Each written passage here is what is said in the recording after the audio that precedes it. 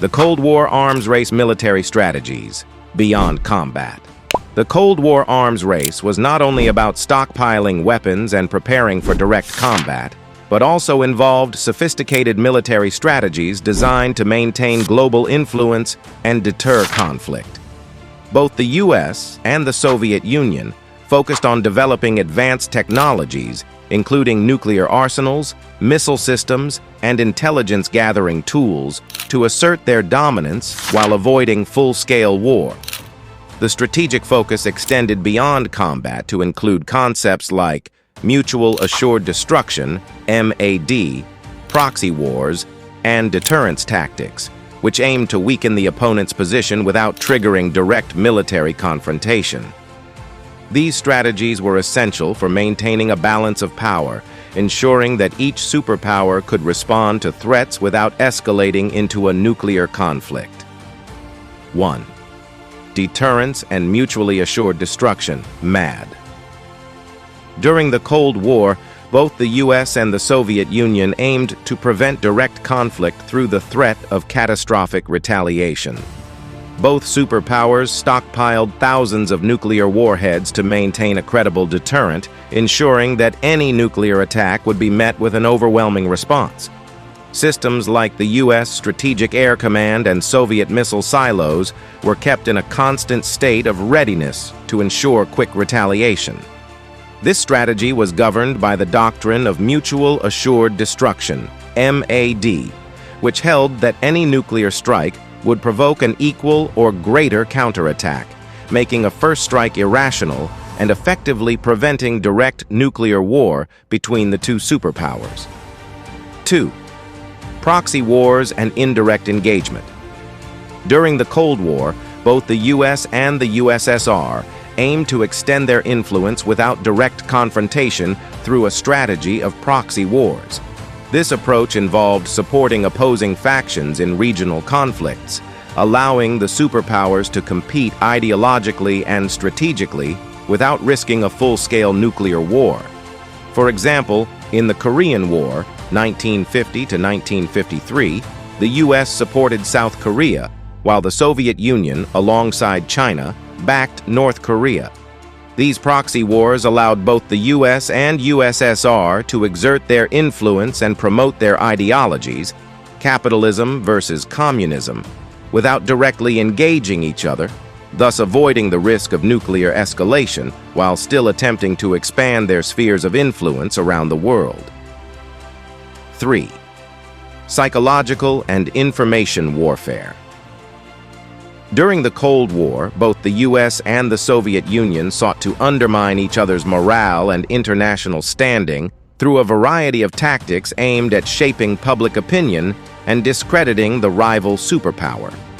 Propaganda campaigns were a central part of this strategy, with each side using media to promote its ideology, capitalism for the US and communism for the Soviet Union, while demonizing the other, attempting to sway public opinion toward the broadcasting country's viewpoint. These broadcasts often portrayed the other side as repressive, corrupt, or dangerous, thus influencing the perceptions of citizens living under communist or capitalist regimes. In addition to media efforts, espionage played a critical role in undermining the enemy's credibility. Agencies such as the CIA, Central Intelligence Agency, in the US, and the KGB, Committee for State Security, in the Soviet Union conducted covert operations to gather intelligence, sabotage enemy initiatives, and spread misinformation.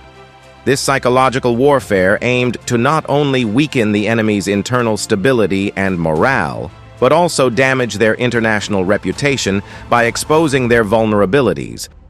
4th, technological competition. During the Cold War, both the US and the Soviet Union sought to gain strategic advantages through technological innovation.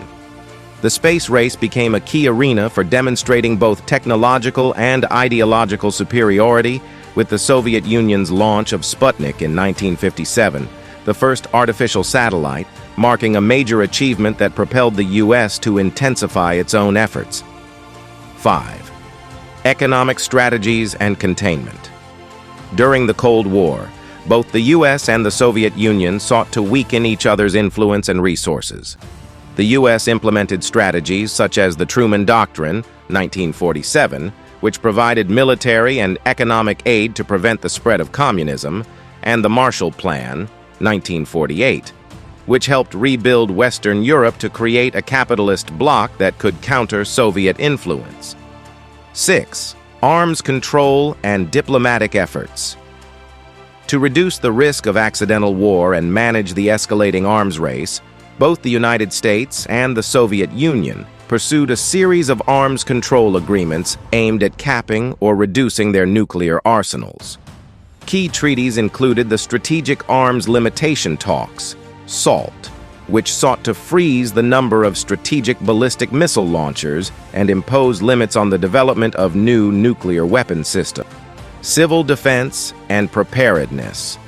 To mitigate the impact of potential nuclear strikes, both the United States and the Soviet Union heavily invested in civil defense programs aimed at protecting their populations in the event of a nuclear attack. These programs included the construction of fallout shelters, which were designed to provide shelter and protection from radioactive fallout, as well as public drills to teach citizens how to respond in case of an emergency.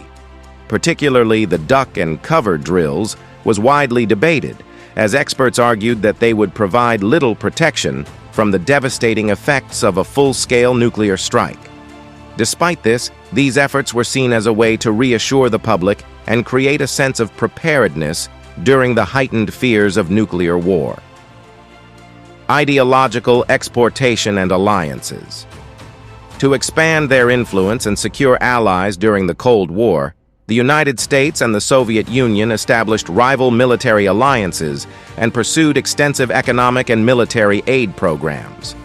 The U.S. led NATO, a collective defense pact uniting Western nations to deter Soviet aggression, while the USSR responded with the Warsaw Pact, aligning Eastern Bloc countries under its military umbrella. Beyond these alliances, both superpowers engaged in active competition for influence in the developing world, offering aid, military support, and ideological guidance to countries in Asia, Africa, and Latin America.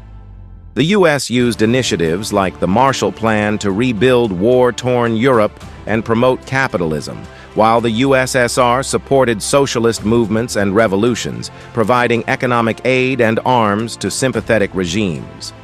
This strategic rivalry often turned developing nations into battlegrounds for proxy conflicts, embedding Cold War dynamics into global politics. Thanks for watching and subscribing channel.